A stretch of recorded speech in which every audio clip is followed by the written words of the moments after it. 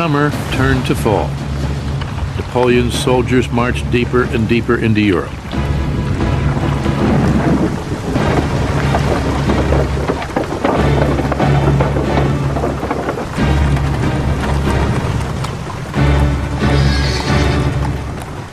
Waiting were two enemy armies that outnumbered them almost 2 to 1.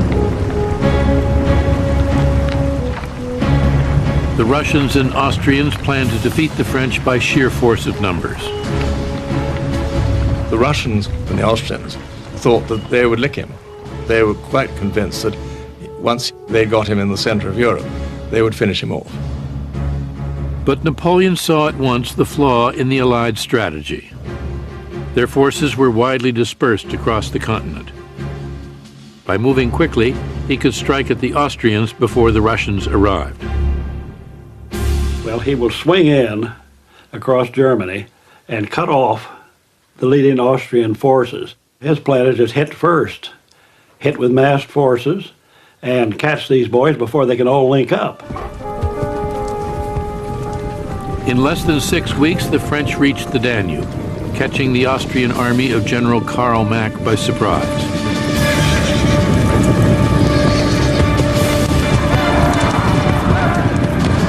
While his enemy wavered, Napoleon struck the decisive blow.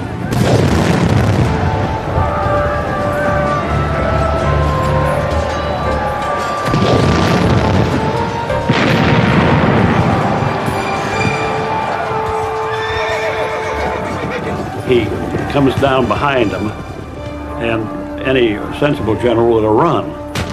But the Austrian general there, Mack, decided he'd make a fight for it. And so he held his position. Napoleon just whipped his army around him and isolated him and forced him into surrender just in a matter of days.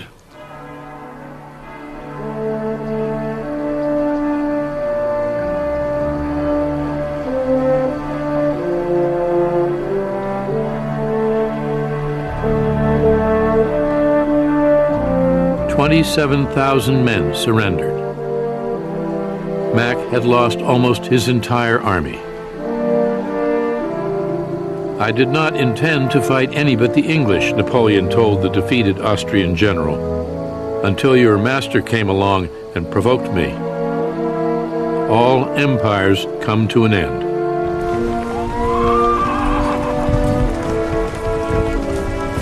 Now, nothing stood between Napoleon and Vienna. "I have been rather overdone, my good Josephine. 8 days spent in soaking rain and with cold feet have told on me a little. But I have accomplished my object. I have destroyed the Austrian army by simply marching."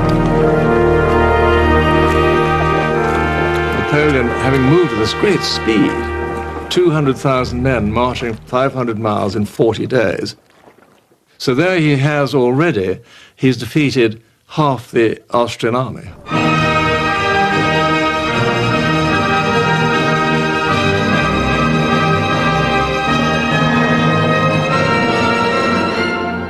On November 14th, Napoleon led his soldiers into Vienna, capital of the ancient Austrian Empire.